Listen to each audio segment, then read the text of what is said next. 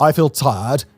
I get angry for Yemen. Such were the haunting words of a young girl speaking to reporters in 2020 amid the rubble of her hometown in southwestern Yemen.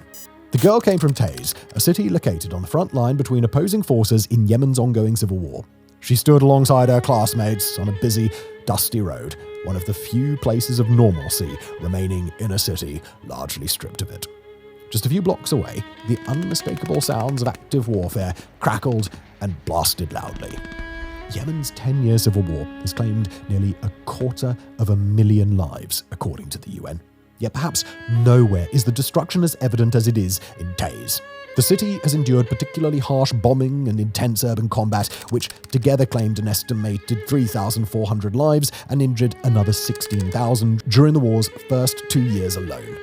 Today, daily existence is also made perilous, not only by projectiles falling from the sky, but also by those that burst forth from the city's hollowed-out buildings. Once upon a time, Taiz was celebrated as Yemen's cultural capital. Today, however, it has earned a far more sinister reputation. The reputation of the City of Snipers.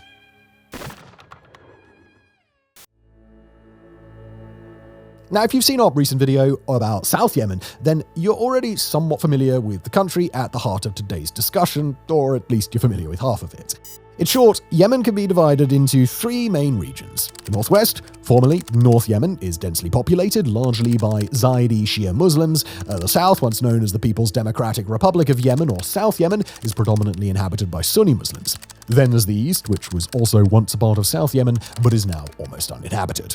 The majority of Yemen's major urban centers are located in the northwest, including the official capital and the largest city, Sana'a. It's also where the next two largest cities are Al-Huriyada on the Red Sea and Taiz, the focus of today's video. A unified kingdom of Yemen emerged after World War I, but fractured into North and South Yemen following a coup d'etat in 1962, a division later confirmed by the official independence of South Yemen 5 years afterward. The two states were reunified in 1990, although, as you know, the harmoniousness of this union has virtually been non-existent ever since. At the time of reunification, the North had roughly 12 million people compared to the 2 million people residing in the much more expansive but barren South. Since then, Yemen's combined population has grown exponentially, rising from 14 million in 1990 to about 20 million in 2005 and reaching an estimated 40 million today. So, now that you have the background, there are one or two further things to be aware of. South Yemen, as you might recall from our previous video, spent 20 years as a Marxist state between 1970 and 1990, marking it as the only case of its kind in the Arab world. With the exception of border conflicts with the North and Saudi Arabia, South Yemen remained relatively stable. Its population grew only modestly, and its capital, the strategic coastal city of Aden, continues to serve as Yemen's fourth largest city and the temporary seat of the central government. North Yemen, on the other hand, was an Islamic theocracy from its inception in 1918 until 1990 and remained extremely unstable throughout that period. Initially governed as an absolute monarchy by a king, it later transitioned in 1962 into an Islamic republic run by a military junta. Its population grew rapidly, and the nation found itself embroiled in no fewer than 6 wars between 1931 and 1979. These included 3 conflicts with neighboring Hejaz, later Saudi Arabia, active involvement in the 1948 Arab-Israeli War, and its own 8-year civil war during the 1960s. As a further testament to its instability, North Yemen actually had 2 capital cities during the 20th century. Although it began and ended the century with Sana'a as its capital, between 1948 and the 1962 military coup, a different city, located about 200 kilometers south of Sana'a, served as the capital. This was Taiz, at that time and for much of its history, a city synonymous with wonder, intrigue, and learning. But now, it's a city of rubble and misery. My family is hiding at home, an unnamed Taiz local told The Guardian in 2020. Whoever goes out gets shot by the Houthis. At that time, the Yemen civil war was entering its 5th year, and the nation's territory remained divided among bitterly opposed factions. Nearly all of what was once North Yemen was and remains in the hands of the Houthi movement and its allies. This control stretched across Sana'a, the port city of Al-Huriyada, and the major urban centre of Ib. The rest of Yemen was held either by factions within a Saudi-backed coalition or by Islamist groups such as Al-Qaeda and its Yemeni subsidiary Ansar al-Sharia. Yet Taiz was never completely claimed by any one side. Then, as now, the front line of the conflict cut through the country's southwest, effectively bisecting the ancient city. As it stands, Taiz is predominantly under government control, yet all the northern, western and eastern approach roads are held by the Houthis, along with roughly a quarter of the city itself. This situation alone makes life in the city pretty intolerable. But it wasn't always that way. Before the war, Taiz was celebrated as a showcase of Yemeni culture. Nestled in the rugged western highlands, it was renowned for its mud brick architecture, forts and palaces, notably the characteristic Al-Kahira, or Cairo castle that overlooks the city from the south, with the majestic Mount Saber in the background. Originally built in 1060 as a military fortress, the castle later served as a residence for local caliphs before being occupied by Turkish military commanders during the Ottoman period. Various Muslim dynasties of the early Middle Ages added further landmarks to the cityscape, including the 800-year-old Ashrafiyya Madrasa Mosque and the similarly aged Madhafa Mosque. During the Ottoman era, the Imam Palace functioned as the residence of the Yemeni king before transitioning into the Taiz Museum after the Regicidal Revolution of 1962. Taiz once had a significant Jewish population, though, as in the rest of Yemen, they were subjected to severe persecution and exploitation for centuries. The Jewish community resided in the northern district of Sharab al-Salam, where they contributed to the local economy through goldsmithing, silk trading and shoemaking. Known as Sharabi Jews, they were considered a unique subsect of Yemenite Jews. In fact, Sharabi remains a common surname among the community's descendants today. However, the Jews of Taiz, nearly all Yemenite Jews, fled to Israel en masse during the first wave of migration from the Muslim world in the late 1940s. Taiz maintained a robust educational tradition and boasted a high literacy rate compared to other parts of Yemen. This achievement was especially notable given that Yemen even today has one of the lowest literacy rates in the world, with only about 54% of the population able to read and write as of 2024. Despite being a part of the conservative and relatively unstable North Yemen in the 20th century, Taiz earned a reputation for its progressive and comparatively liberal social and educational climate. Secular public schools and teacher training institutes were established, and during the 1970s and 80s, the city produced a significant portion of Yemen's educated elite: teachers, doctors, and civil servants.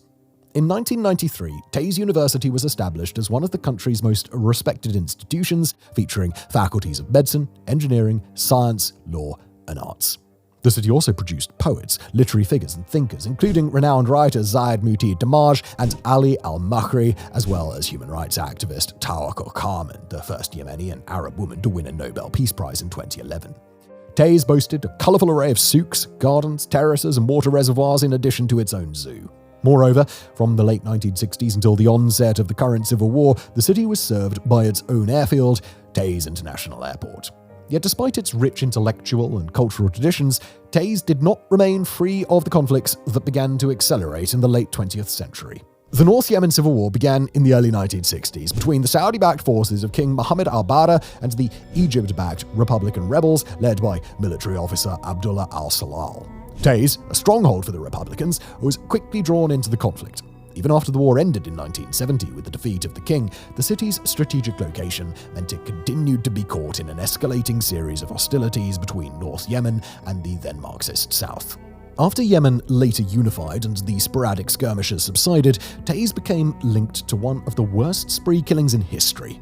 In 1994, a local man embarked on a shooting rampage, killing his wife and several others before being arrested.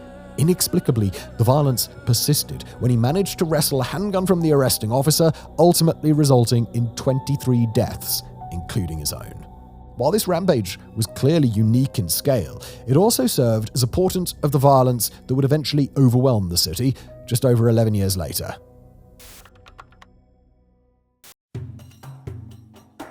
When the Yemen Civil War erupted in late 2014, its impact surged toward the gates of Taiz with remarkable speed. The city and region fell under the control of Houthi fighters with minimal resistance during the post-Arab Spring period of administrative uncertainty in late March 2015. Within weeks, as the civil war intensified, Taiz turned into a battleground between the new Yemeni government and the Houthi rebels aligned with former President Ali Abdullah Saleh.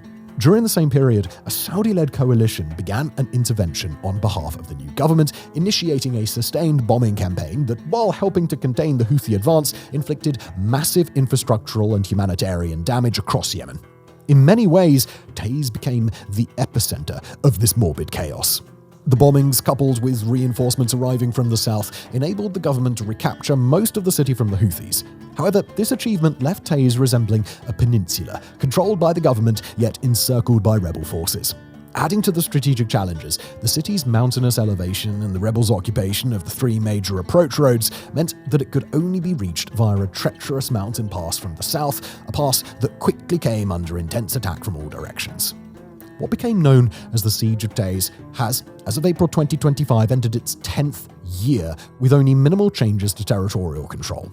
The Houthis, intent on not only recapturing the prized city but also reinforcing their precarious southern front against the government's advance, had little intention of allowing their opponents to use Taiz as a forward base, at least not without expecting fierce resistance. Over time, Taiz devolved into a wasteland. The rebels aimed to turn the retaking of Taiz into a Pyrrhic victory by unleashing relentless attacks not only on military targets but also on anyone traversing the city streets. Houthi snipers took position at various vantage points, such as suburban rooftops and nearby hills, and began firing on security forces, aid workers, journalists, and pedestrians alike. This relentless assault earned the city its unflattering nickname, the City of Snipers. Meanwhile, the government, with coalition support, continued its efforts to keep the rebels at bay by indiscriminately bombing areas where Houthi forces were entrenched. The cumulative effects of this warfare caused the city to crumble, while the local death toll soared astronomically. By 2018, after 3 years of conflict, the Atlantic Council described the once great city as effectively lawless, and accurate reporting on the ground had become nearly impossible. Yemen had become the most dangerous country in the world for journalists, and Taiz, according to local field reporter Mohammed Al-Khadi, was the most perilous zone still existing within this nightmarish journalistic landscape. By that time, at least 7 journalists had been killed in the city since the fighting began 3 years earlier. The city's landmarks soon joined the extensive list of human casualties in the war. The Ashrafiyah and Madhafar mosques suffered severe damage from repeated bombings in 2015 and 2016. The iconic Cairo castle was completely flattened by Saudi artillery, and during the conflict was used as a stronghold by the Abu al-Abbas Brigades, a jihadist militia that splintered from government forces. This same militia, linked to al-Qaeda, later destroyed another historic landmark in Taiz, the 16th century Sheikh al-Sudi Mosque of the Sufi religious order, which some Sunnis view as heretical. Taiz International Airport suspended its flights almost as soon as the war began and has since fallen into disuse and disrepair. The city zoo closed its doors, leaving its animals, including lions, hyenas, and Arabian leopards, to either wander aimlessly or die of starvation in their enclosures. Meanwhile, the Taiz Museum, formerly the Imam Palace, endured heavy shelling in 2016, a barrage during which its collection of manuscripts was destroyed. But just as harrowing were the everyday realities of human life on the ground.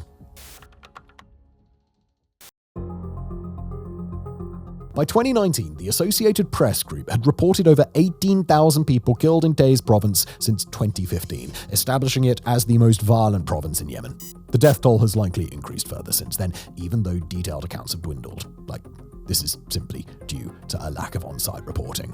The siege shows no signs of easing, and the region continues to suffer from regular artillery strikes as well as offensives led by either government or Houthi forces aimed at gaining or recapturing territory. Although most of the fatalities have been combatants or civilians caught in artillery strikes, the toll from Houthi sniper fire has steadily mounted alongside that. Accounts of recent sniper attacks on civilians portray a gruesome picture of city life. A 2020 report by the Yemeni Coalition for Monitoring Human Rights Violations identified 130 civilian deaths by sniper fire in Taiz between 2015 and 2020. In contrast, another report by the monitoring group SAM for Rights and Liberties cited a higher figure of approximately 365 civilian killings during the same period. While the casualty figures for deaths differed between the reports, their estimates for injuries were somewhat closer, numbering 236 and 345 respectively.